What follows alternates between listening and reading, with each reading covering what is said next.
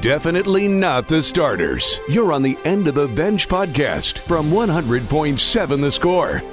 I'm Mike Hebert, owner of Cantex Roofing and Construction. Every day is game day, and we'll get it right when it comes to your roofing, construction, windows, and mirrors. Call Cantex Roofing and Construction today. Together, we are one serving you. Welcome back, 100.7 The Score. It is the End of the Bench.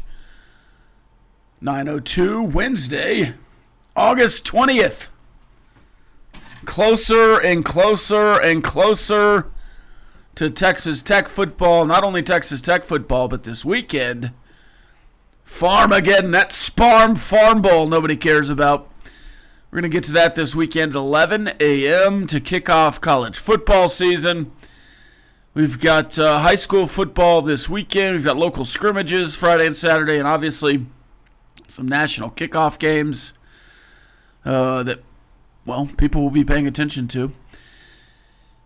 Fun times in the next week. The local high schools kick off. The local college kicks off. University. And across the world, more and more teams will kick off the following week. The NFL will kick off. Just a confluence of events, David Collier. I am Rob Breaux alongside David Collier. Lucas White in the building. We're in the First United Bank studio. You can call us on the Visual Edge IT hotline 806-771-0973.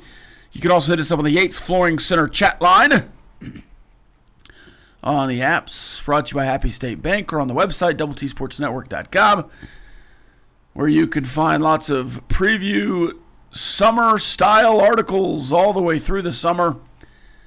And of course, as we get into the game, we'll start talking more about the opponents. Red Raider Recon published on Thursday about the toughest part of your schedule. Coming up on Thursday, another episode for the final 3 games of the year. And then it'll be game week. David, how you doing?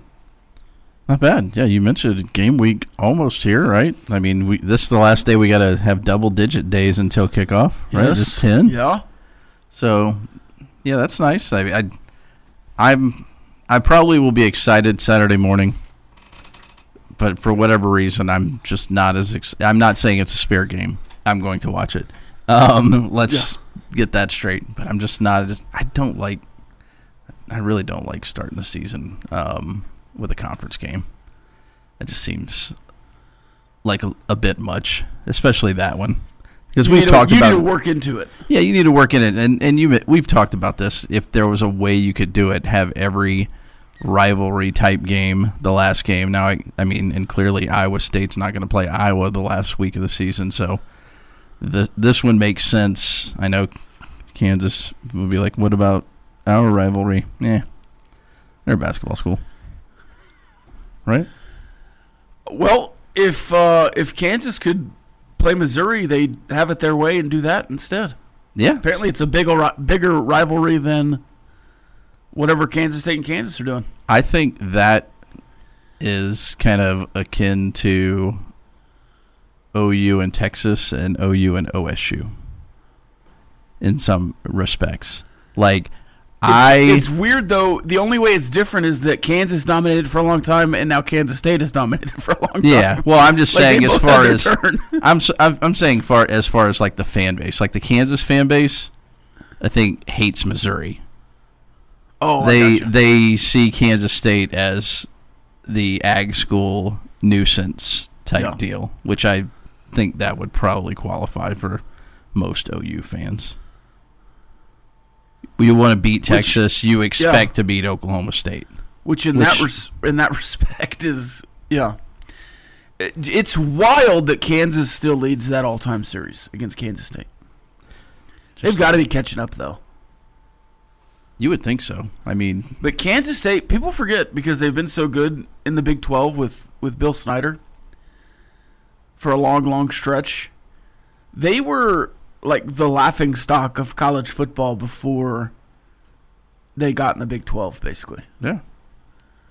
I mean, that's why everybody thinks so highly of Bill Snyder, because he rebuilt. Yeah, he's arguably the greatest coach of all time. Yeah, because he put lipstick on a pig, and it worked, I guess. And I think finally he turned it into something not a pig before he left. He tried the first time, retires, it goes right back to being a pig. I guess he kissed the pig and turned it into a prince this time. The last time it was a prince, and that was the problem. Oh, that's true. Yeah, that kind of fell apart, didn't it? I thought you were going to try to work your way around that, but you stepped right into it. Yeah, I did. That did not work at all, really. Here I thought you were trying to be funny. No. Kansas leads the all-time series 65-52-5 per Kansas. Kansas leads 64-53-5 per Kansas State. What? I'm sure there's some discrepancy in the. Trust me, there's discrepancies like that in every record book.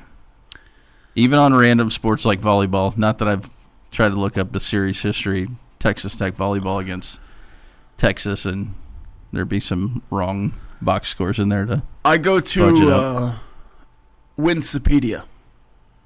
You can't really do that for volleyball, can you? No. Yeah, that's what I'm saying. That's my football go-to, though. There was a stretch there, and it might still be going with the volleyball thing where Texas had won a large number of matches in a row against Texas Tech, and in I believe Tech's record book something was wonky and it messed it up, so I had to go to Texas's and look. They were missing a couple years, maybe. Well, no, there was a box score that had like the two teams like flipped. Oh, like there was, I think it was a clerical error more than anything with the box score, so it messed up the thing. And I was like, I don't think they won that one. I actually was here for that. There's like a company that does most of the like Division I school athletics websites. Like they all look the same. Yes. And that company, their historical database was down for like a month and a half last spring. Mm-hmm. And you just couldn't look up baseball series history or basketball series history there for a stretch. Yes. And it was like, what are we doing? Yeah. We need this. Like for a couple of weeks, I just thought it was the Tech website. The crazy thing about and that then I started going to every other schools, and they were all down. Yeah. Back when I was young, they used to have these books that they give out at the beginning of the year and had all this information in it. Yeah, and back in our day, yeah. You would open it up and look if you couldn't find it on the internet. Well, that's still there. You just have to also go to the internet and scroll. But it's not there then. It is. What if your internet's down? You can't scroll the pages there. Get your phone and I guess if you're in the stadium, that'd be tough too. Sometimes. As one that has to look up scores from time to time in the stadium, I can confirm it's very difficult to find updated scores, at least on the field. Woe is me, I know. First world problems. All right, today on the show, we'll hit you with some headlines after this. We'll tell you how the Texas Rangers are officially dead. Shut down DeGrom. Don't burn out Evaldi. Live to fight another day. We'll talk about that at 9:30. We've got SEC champions for you. And maybe some season total over-unders at some point today. We'll hit you on the other side with some headlines. 100.7 Score, Scene to the Bench. Definitely not the starters. You're on the End of the Bench podcast from 100.7 The Score. Welcome back. 100.7 The Score. It's the End of the Bench. Talking a little Texas Rangers today. So yesterday on the show, we talked about Josh Young. Oh, hello, Logan. Didn't see you back there. Hello, Rob. Good to be back. He was Welcome hiding in back. the corner. I was afraid you were going to bash him. No, You've been bashing Josh Young for his football holding skills. Yeah, if anything, I would talk about the field goal kicking, but we don't need to bring that up. Again. I never brought it up on air, to be fair. Choice has brought it up on air that I said it, but did you I ever never brought it up on air. Did you ever bring it up? Because I remember you and Choice doing a show, I think, together, and you said that you needed to confront Logan, I think is what you said. Is that true? You said you were going to talk to him about it. We talked about it. You talked it out? We talked about it. Off Okay. air, yeah. Okay. Well, it would have been a lot more enjoyable or entertaining on there. Too late now. Logan, when you hold the football for a field goal, you got to keep your hand on it. I think I handled it pretty good. I kept my hand on it until last second. I will say 2 of them were fine. 1 of them, the ball tilted. I'll take the fault on that. Okay, all right. Yeah. I would love to get Kenny Perry on here to give his analysis of that. You might not like what Coach Perry Yeah, we need or Ryan Vagano. We need to get the 5-star holder in here to break down the tape. Anyways, I will say Troy should also hold equal blame, and I was just messing with you. Yeah. All right. Just consider the last 20. This is Evan Grant on Josh Young. So I was talking about Josh Young yesterday, creating my own narratives based on what I've seen and the stats of the season. Mm-hmm. Because when I started the segment, I was saying, Josh hasn't been that bad compared to everyone else. This offense stinks. It's not Josh's fault. And then you start digging into the numbers, and it's like, well, based on expectation, Josh really has been probably worse than I thought. Yes. So then going into the next segment, I took off my glasses and said, hey, or my scarlet glasses. I don't wear real glasses, but I did for a time. I didn't like them. So you wear contacts? So we take off the more of a reader situation. So we take off the scarlet glasses going to the next segment because I looked at the stats and said Josh is certainly underperforming. He would tell you that. Yeah, the team has told you that. But I half expected Josh to be back in the lineup after an 0-4 run from Cody Freeman the night before. Well, then the lineups come out. I'm reading the Evan Grant piece. Josh is still not on the field. He's healthy. My dad texted me last night. He's like, is Josh hurt? Nope. So here's here's the same thing for me. Last night my wife was like, Josh isn't in the lineup. I was like, maybe it's a righty. I didn't know who they were facing. So I was like, there's a reason why he wasn't in the lineup. So just consider the last 20 games of the season, the first year in which he's been healthy enough to start late in the season. That's kind of a shot. Yeah. In one 10-game stretch, which coincided with his return from a minor league demotion, he slashed 382, 447, 647, 1094. He followed it with this line over the next 10 games, leading to his benching, 143, 189, 200, 389. He's hardly the only streaky player on the roster, but his highs and lows may vary more widely. This from Chris Young. The best hitters are not super volatile, Young said. They will go through little swoons, but their peaks and valleys are not very steep. Josh's are a bit steep this year. We need to see improvement in terms of ability to contribute during bad times. So find a way to get on base, and during the good times, really impact and drive in runs. The approach has kind of come and gone a little too much this year. He's got an opportunity to finish strong and take the next step. My hope is that he will. My question to Chris Young, what opportunity? He's not on the field. Yeah. How does he have an opportunity to finish strong if he's not on the field? Young continues. There's been a lot of volatility with Josh.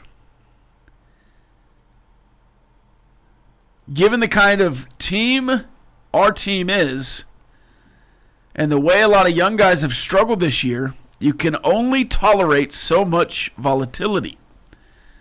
Young chose his words carefully, but still spoke directly, saying Josh, like too much of the Rangers lineup, doesn't walk enough, aggressively chases too often, and as such, becomes a non-contributor when he's not on a heater at the plate. The best players, in slumps, they walk. They will take longer plate appearances. Their on-base percentage and OPS numbers will not vary wildly. It goes on to say, in the article, it talks about the other players, the other struggles, Jonah Heim, Adolis Garcia. And some of these guys have just been bad all year. Yeah. Like Jonah Heim has pretty much been the same bad all year. But yes, he has. I think the issue with Josh and what makes it so frustrating is that he is all-star caliber for 10 or 15 days. Yes. And then he's the worst player on the team for 10 or 15 days. And then he's hurt for 10 or 15 And then he's hurt for – so that averages out, right, to a better player overall than Jonah Heimer or another hitter. But the issue is that for 10 days he's unhittable. Yes. And you don't know which 10 days you're going to get in a 10-day stretch. And sometimes it's longer than that. Sometimes you get a month of really good and then a month of really bad. And you mentioned that stretch. After hitting that home run to beat the Yankees, he has 4 hits. Like, he had 2 hits in that game, but he's had 4 hits. He's batting 108 since that walk-off home run. I just looked, I mean, Wyatt Langford's not doing great either. No. Wyatt Langford, I think, is batting 4-0 or 340 or something like that, or 41, and Josh, or whatever the number is. It's percentage points. He's not doing much better than him. 140. 140. Yeah, 240 is way too much. Or 340 is certainly too much. We wouldn't even be having this conversation right now if they were all batting 340. Yeah. I looked this up because yesterday when you guys were making this argument, my thought was you should have higher expectations for Josh because you drafted him 8th overall, right? Yes. Wyatt Langford was drafted 4th overall. Yes. Now, obviously, he's got more time. I totally understand that. But you look at the rest of the lineup, only Corey Seager, I think, is the only other first-rounder in that, and you knew what you were getting with him. Yeah, and he was a World Series MVP when you went and got him. So you expect that out of him, but maybe there's just the frustration that you expect a lot of a guy you picked in the top 10 overall, and at this point, he's struggling. He doesn't stay healthy. And like you said, he'll go on one of those heaters, and then something weird will happen and derail the entire thing. And I think that the front office is especially, and I think you nailed it. I think the front office is especially frustrated with Josh Young because you don't have insane expectations for, Justin Foscue. Yeah. Or Jake Berger or Rowdy Tellez. Rowdy Tellez picked in the 30th round by Toronto. You certainly have expectations for those guys. You have them on the team for a reason. But you're also trying to make a decision on whether to pay Josh Young millions of dollars. Yes. He's in arbitration. Yeah. I jokingly said this during a commercial, but it's almost, again, tongue-in-cheek, kind of. There's a little truth in every joke. It almost sounds like Chris Young was a little frustrated that Josh wasn't quite good enough to deal at the trade deadline. Yeah, and that's the problem. He's not quite good enough to deal right now. And you don't want to pay him. He's not good enough to pay right now. It doesn't do anything for your clubhouse or club to cut him. But I also think when the Rangers drafted Josh Young and moved him up and brought him up in 22, and everything we've heard about Josh Young since 22 to the middle of this year was that the leadership, the attitude, all that stuff was premier. And now we're starting to get reports about, well, his attitude hasn't been as sharp or this or that. And I don't know. I don't believe a lot of that because, we know Josh Young as a human being. But it does seem like he's been frustrated as anyone else, and I understand it. I would be too. Yeah. I mean, I can't add anything right now, but we can talk about it more. I'm sure we will. The chat line probably will. More after this. 100.7 The Score. We'll check the calendar on the other side. Playing time is not required. This is the End of the Bench podcast from 100.7 The Score. Welcome back, 100.7 The Score. It's the End of the Bench. We've got a short show today, kind of. We'll end the segment early as the Astros and Tigers will finish off that series. Airtime 11:40, so they'll take over on their pregame show at 11:40. Of course, the Rangers and Royals will continue their series at airtime 6 o'clock tonight. They'll play at 1 o'clock tomorrow to finish off that series. Both those Rangers-Royals games on Double T 97.3. And the Astros will start a series with the Orioles tomorrow. That's a little bit of what's on the sports calendar. Let's check out the rest of it now. Your daily look at what's happening in the world of sports, birthdays, and holidays. Let's check the calendar.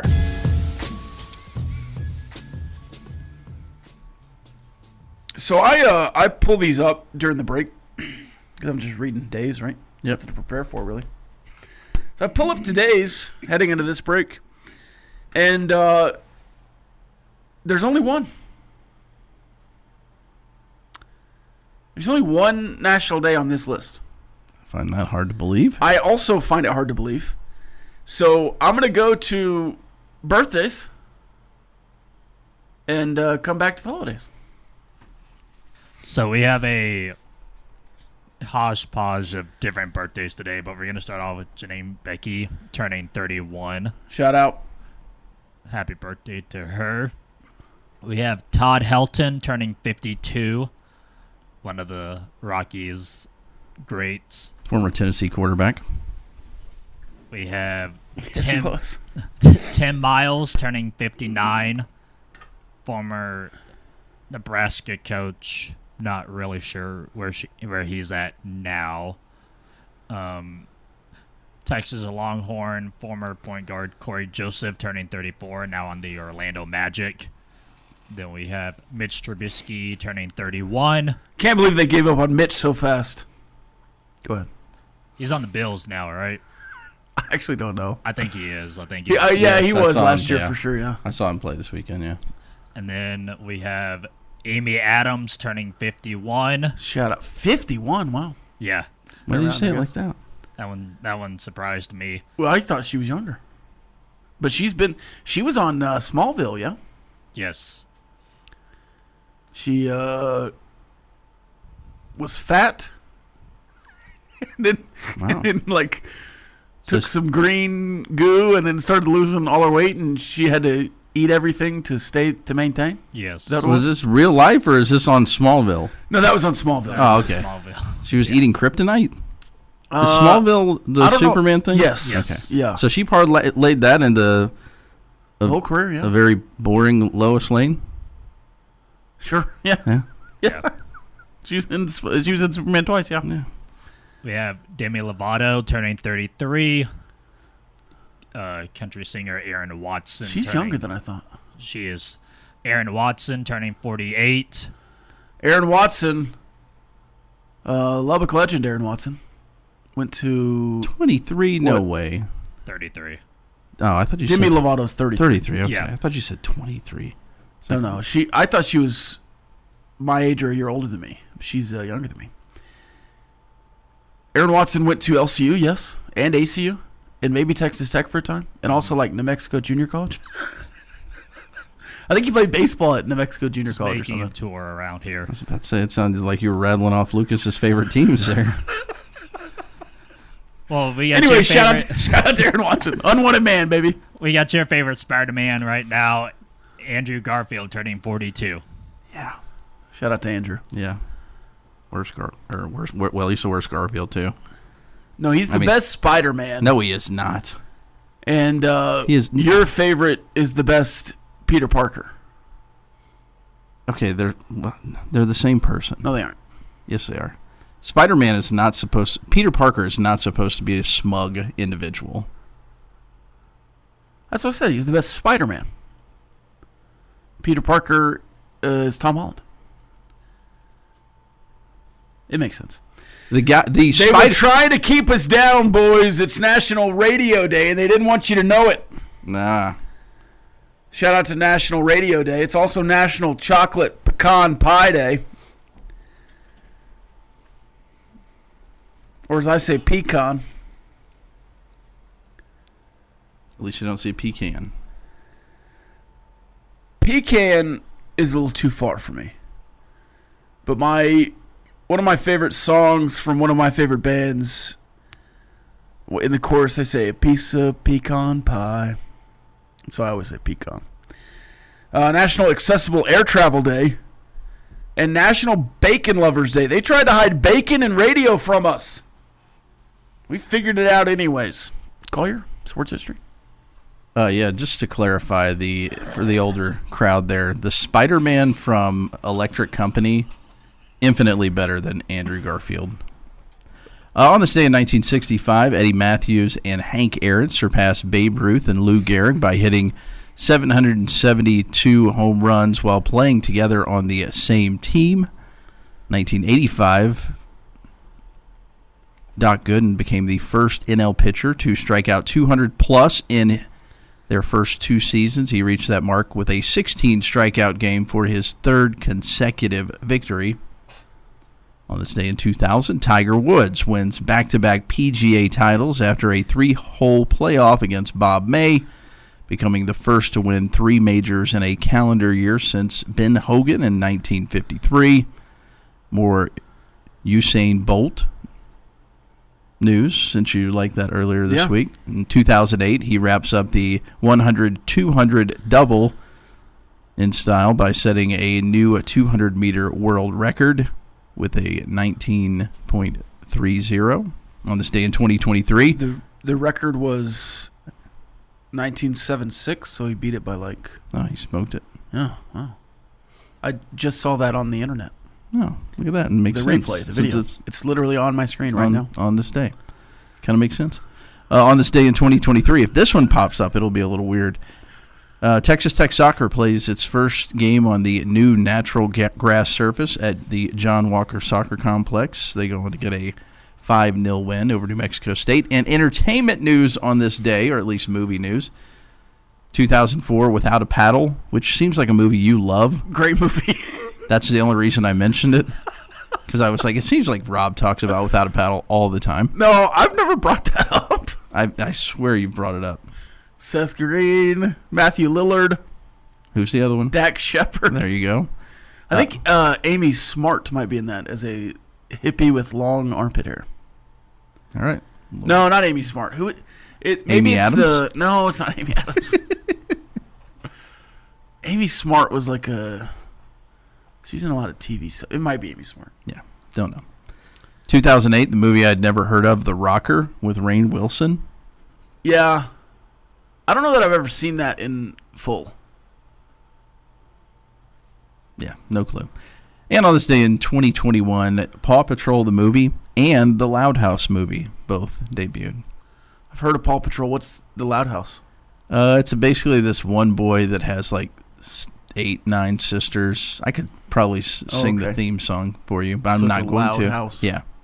Yes, their last name is Loud, but okay. And it then became a TV show, or maybe Vice Flip Flop. I'm not sure, but Vice Flip Flop. Yeah, Vice Flip You Flop. want to finish them? Flip Versa, you know. Vice Flip Flop.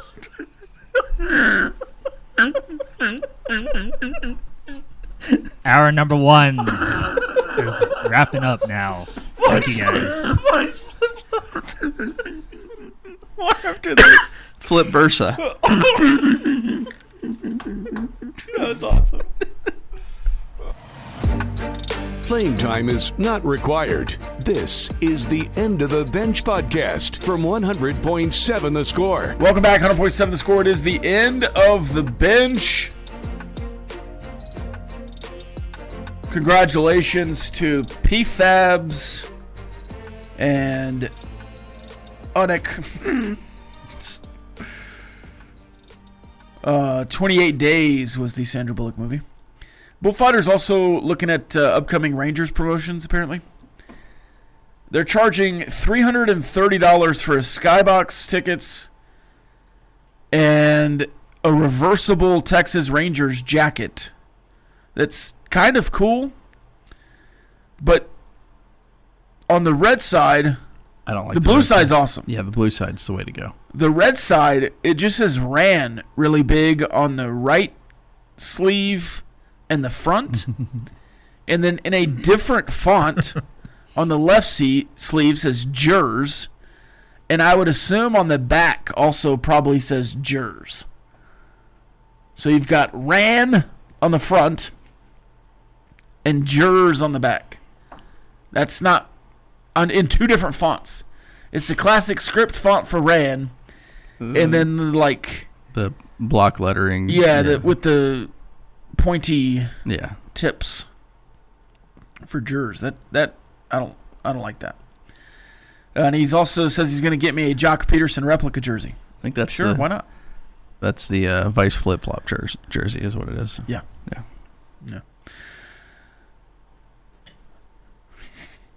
All right, let's do a couple of burning questions here from Lucas. 2 minutes of non-stop in-your-face inquiries with no end in sight. It's time for Burning Questions. So we kind of had this discussion a little earlier when we were doing birthdays about Andrew Garfield. But name an actor who nailed their role that nobody else will ever be able to live up to it. All right, well, I saw some photos. Let me be a nerd for a second. I saw some photos from the new Harry Potter series that they're filming, the HBO Harry Potter series. Mm-hmm. I'm not going to say anything about the new Snape, but Alan Rickman as Snape will never be touched. He was the perfect Snape. So I would say that's one that's about to get... There's going to be a lot of conversations. Certainly there have already been a lot of conversations about who they picked to be Snape. Not going to get into those now, but that seems like one of those characters that he just nailed, and I don't know that we're going to get a better one.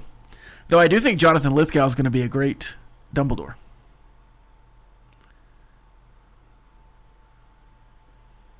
I don't think if we're doing a remake of Old School, I don't think anybody can be Frank the Tank. No. And I also John Malkovich. You know who they would cast as Frank the Tank in the new Old School? Shane Gillis. Yeah, Shane Gillis might be good. That's just who they would cast. Yeah, I don't know if it'd be good or not. The other one would be John Malkovich, maybe in Rounders, or John Malkovich in Being John Malkovich. I don't think you can replace him. No, you couldn't. Yeah. Pay that man his money. With this apparently really, really bad Russian accent. But Matt Damon talks about that in an interview. And he's like, he was excited to work with John Malkovich, this big actor. And they sit down at the table and he starts doing that accent. And Matt Damon's like looking around like, what is he doing? Like, what are we doing here? And then in the break, or after a scene or whatever, it's just him and Malkovich at the table and everybody's like resetting or whatever. And he looks across at the table and Malkovich goes, just do whatever you want. They won't tell you no.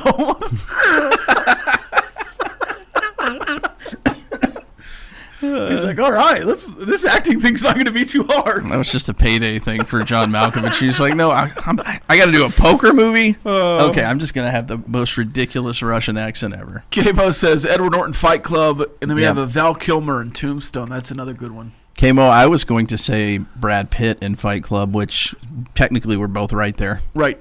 And I don't know that there's been a better Doc Holliday. I mean, there's been a bunch of Doc Hollidays, and I would say he's the best. I think that's a solid answer. All right. Good question. That is a good question. What is the single greatest sports photo?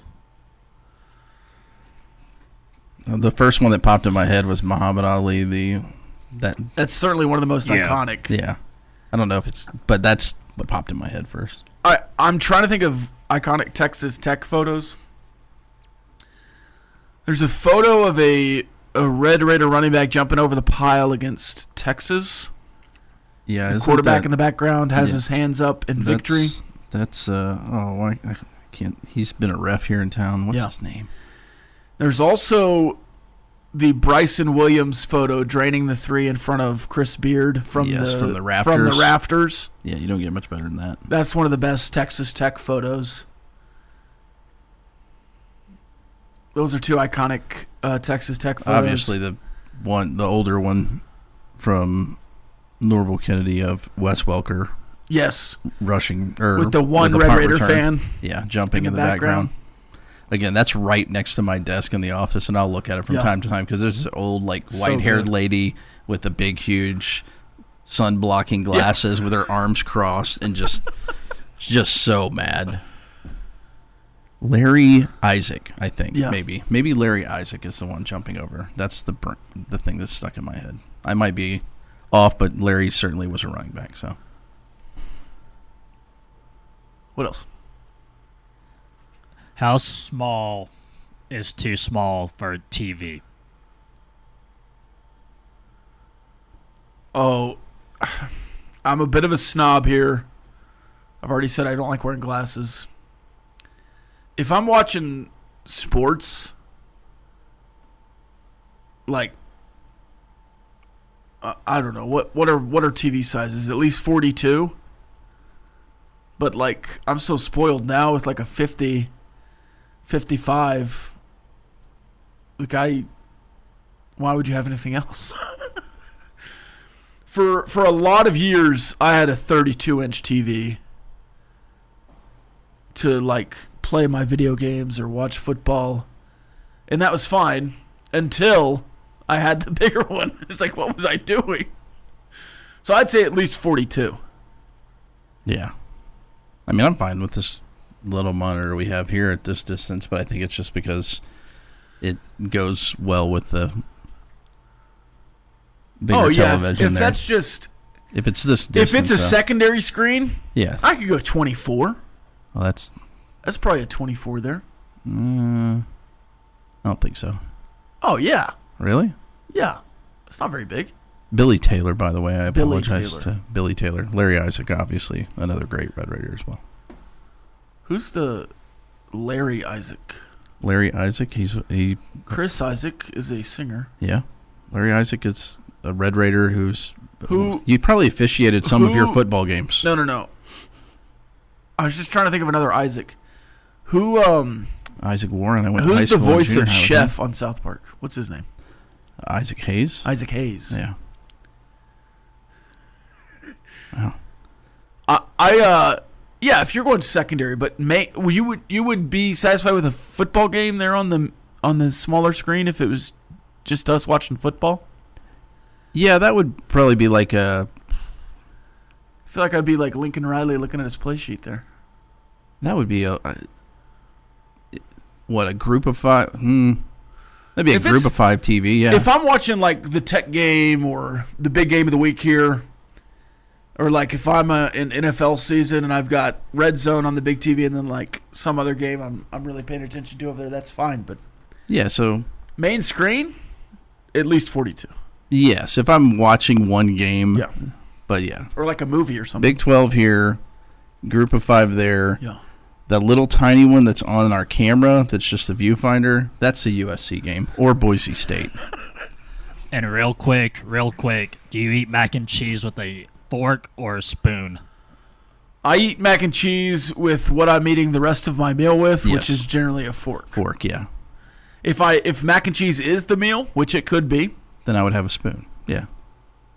Maybe still a fork. I think I would go spoon. Well, it depends if there's something else in it. Yeah. Also, if there's meat? What kind of mac and cheese are you doing?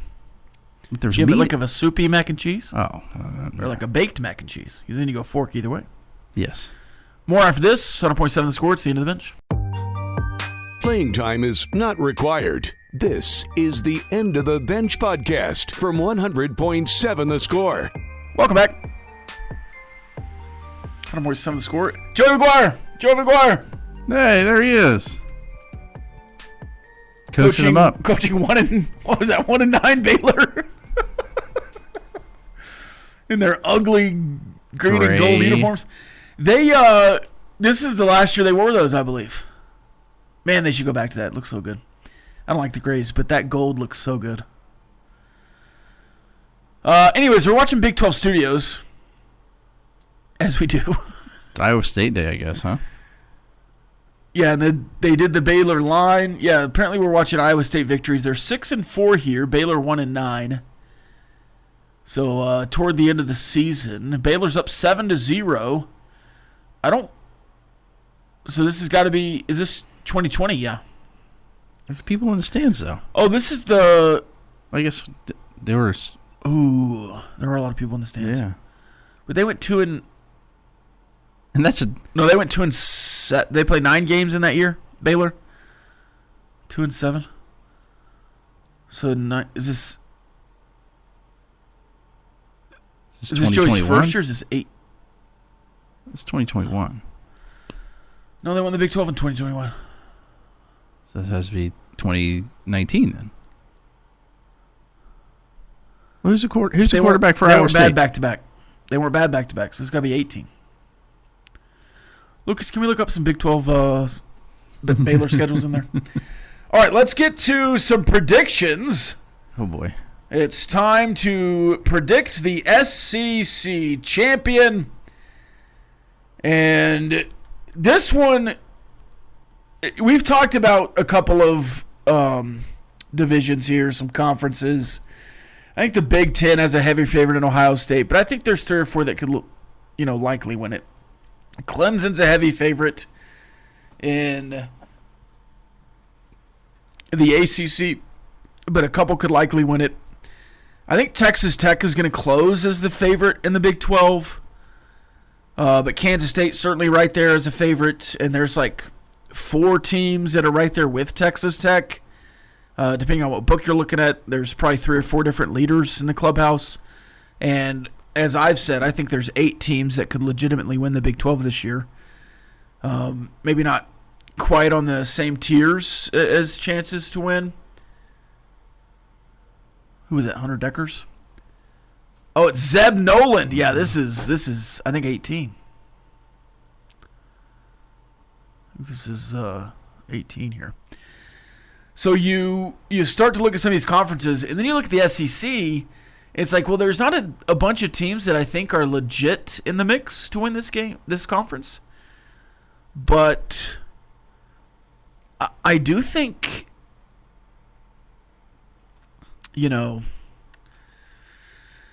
there's an opportunity at least for 4 of them. I think there are 4 teams that legitimately could win this conference. Yeah, the obvious, the Arch Mannings would be one. The Georgia Bulldogs would be another.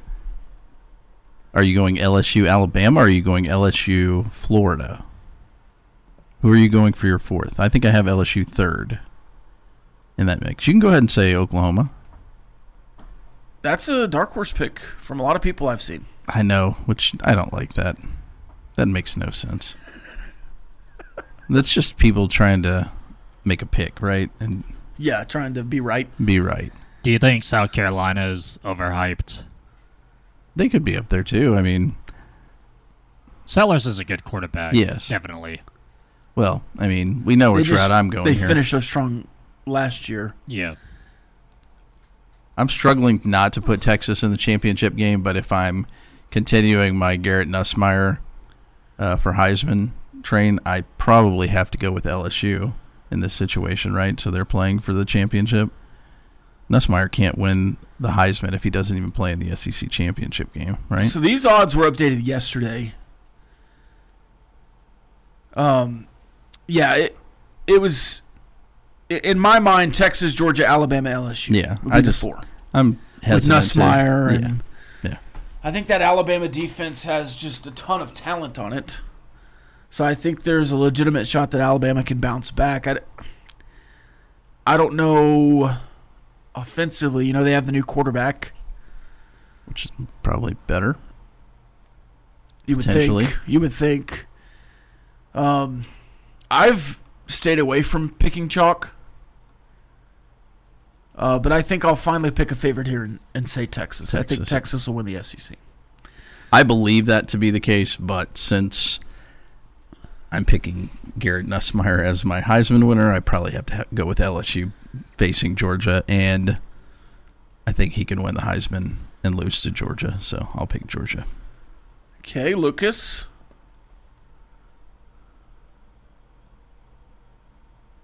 Go ahead and take South Carolina. South Carolina, Oklahoma. No, gross. I'm going to take Alabama. Okay. I think they will have a bounce back season, so. Just had to be motivated by OU. But I am intrigued by other teams such as Florida and Tennessee. See, Tennessee opened as a top 4 favorite Yes. with Nico Iamaleava, but after he left, the odds went down dramatically. And I have not seen much about the UCLA quarterback they traded for Iamaleava. But it doesn't seem like Tennessee's doing very well with him in camp. Like the only thing I've seen is Tennessee fans and beat writers kind of worried about the team and the season. So interesting. Yeah, I don't see that working out. I could be wrong, but All right, that's all the conferences. But are there happen to be any independents? Any independents that you think might make the playoffs, so we can talk about those on Friday? Any independents to make the playoff stick out to you? I mean, maybe some independents that are partly in the ACC or Notre Dame. I think that would probably be the only one. You're not taking UConn to make the playoffs? No, I don't think so. The same UConn that was UConn the one that wanted to get in the Big 12, yeah. Big 12, yeah. Uh-huh. No, I think I'm going to pass on UConn. I'm scrolling down odds to make the playoff, just to make the playoff. Oh no, this is this is national championship winner odds. Texas and Ohio State both plus 500. Oh, let's find a book I like. I don't like that one either. Let's just go with ESPN Bet. Texas, Ohio State both at plus 550. Penn State, Georgia, Alabama, Clemson, the next kind of tier of odds. And then you have Notre Dame, Oregon, LSU as the next tier of odds. Michigan, Miami, Florida, Texas A&M, Ole Miss, Tennessee, Oklahoma as the next tier. South Carolina, Auburn, Texas Tech, Louisville, Arizona State, USC, Indiana as the next tier. Kansas State, Utah, SMU, Nebraska right behind them. Scrolling. Teams like Vanderbilt, Wisconsin, Houston, Mississippi State, App State, UTSA, Cincinnati, UConn plus 100,000 to win the national championship. Go ahead. Get on board. Oh, you can get that at ESPN book bet for plus 400,000. I get that there's the whole dark horse thing, but in what world should Oklahoma have better odds of winning a national title than Texas Tech or a Big 12 team? And I'm not doing the, it's so much tougher to play in the SEC. Well, it's easier to make the playoff. Yeah. Right. Because OU has to be in the top 4 or 5, and I don't know that they're there yet either. Yeah. You know what change? That's what it is. It's OU fans betting like morons. You know what change I would like to see if I made one change in the playoff? Because at most I just want to leave it. Just figure it out and leave it. But if I made one change to the playoff, it would be that it's 5 automatic bids, and it's either the 5 highest rated conferences or the highest ranked independent. Definitely not the starters. You're on the End of the Bench podcast from 100.7 The Score. Welcome back. Time for Ask The Benchwarmers as we wrap up a little early today before we head to the Astros broadcast. Of course, we won't have the bottom line. Well, potentially, I guess. If they have a really quick game, you might have a segment or two. Then we'll turn it over to Double T 97.3 for Tech Talk at 3 o'clock, and the Rangers-Royals at 6. Time for Ask the Benchwarmers. Benchwarmers, the Rangers are up a creek without a paddle this year, so who would you like to retain next year? And that is a terrifying without a paddle clip from I think it's amazing. Bullfighter. Great choices, by the way. Yeah. So that is David Collier as Matthew Lillard. Yeah.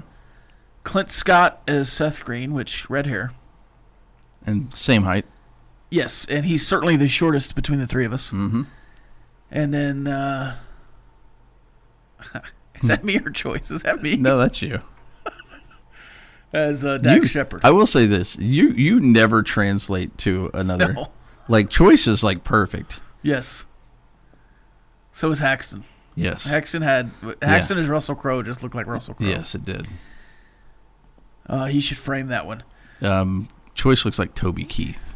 Really, Give me... yeah. If you put his face on there, he'd literally look like him. Give me... Jock Peterson. Give me realistic ones. So I want Corey Seager still on the team. Yes. You don't want Marcus Simeon, though, do you? I want Josh Smith still on the team. Yes. I personally want Josh Young still on the team, and I think he has the opportunity. I want Wyatt Langford, and I still have faith in Evan Carter. I would not be broken up if anyone else was dealt, cut, traded, fired, whatever else. Not re-signed.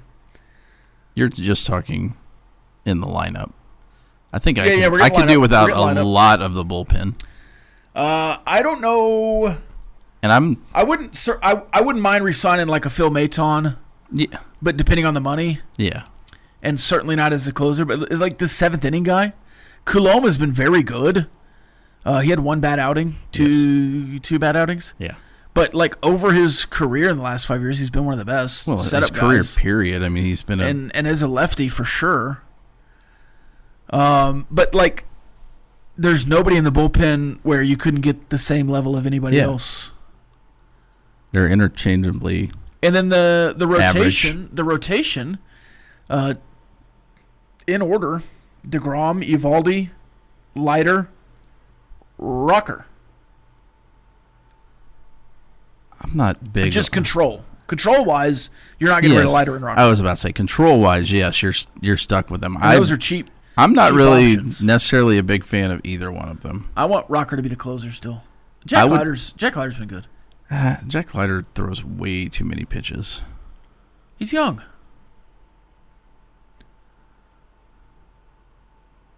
What does that mean? Young guys throw pitches. I think as people get older, they figure out what they need to do at the major league level. I have seen Jack Leiter at his not his best, hopefully, but at like I hope not. At his best this year, I think could be a baseline in future years. I have a lot of faith in Jack Leiter. As a 3 or a 4, yes. Oh yeah, certainly. Well, you have Evaldi and DeGrom. Well, I'm just saying, if you were to lose one of those two, I would not be comfortable with him as a 2. But like Patrick Corbin, Merrill Kelly, Tyler Mahle, those guys. And I'm not. I'd have to pull up like Spot Track or whatever to figure out exactly where all these contracts are. But I think I looked at it yesterday, and right now, today, you're $4 million under the luxury tax.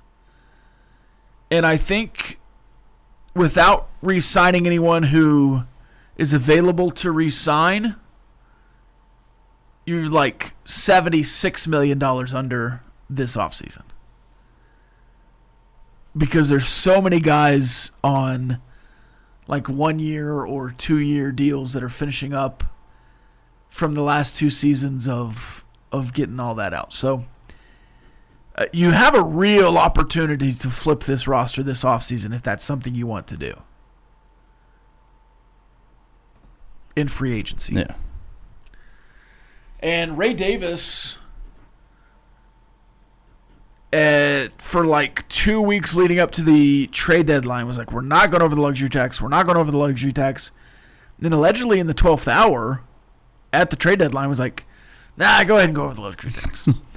And so I wonder what you do this offseason. Because if you're terrified of the luxury tax, you can't rebuild this roster in a win now mode. If you're terrified of the luxury tax, you're going to have to gut it and rebuild the farm system and build the right way.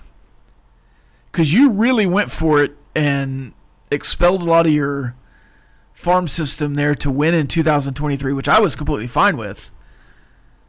But when you do that, it's hard to stay at the top. It's just not sustainable. And so if Josh Young has a hot month, like if you're a Josh Young as a Rangers fan, you kind of want him to just be the same the rest of the year. Right, yeah. Because if he gets hot for a month, he is gone. Well, and if you're talking about turning so much over, are you turning over the manager at that point too? You think he wants to be part of a rebuild? Well, notice I didn't name Bruce Bochy as somebody I want back. That's a good call. Bruce Bochy is one of the greatest all-time managers. Yes. But you got him off the fishing deck to come here. And he did his job, to be honest with you. He was retired. He did his job. And you got him for that team in 2023, and you pushed, and you went all in, you pushed your chips to the middle of the table, and you got a couple big hands at the end. Okay?